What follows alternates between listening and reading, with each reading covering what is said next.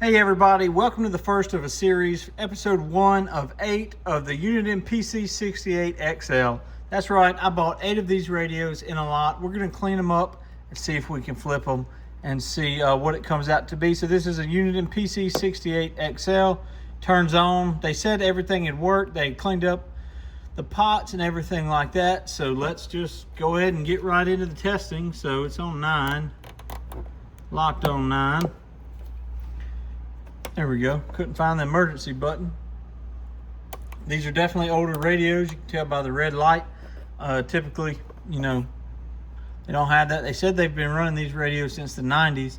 It was in the trucking fleet. If that's the case, these are in fantastic shape. So 100-watt scale back here on the back. 100-watt scale. Let's see if we can get it to focus. Dead key's right at 6 watts. Hello.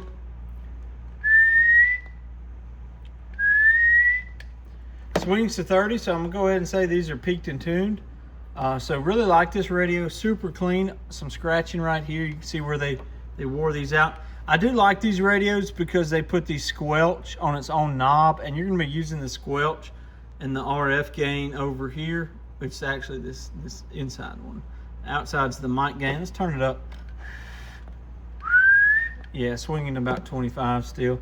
So really good radio. Let's listen to it on the shop radio. We'll just go ahead and jump over to 19.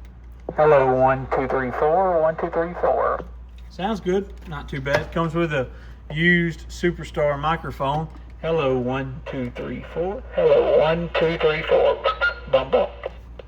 Works great, guys. So pretty happy with the first one. This is number 1, like I said, of an 8-part series.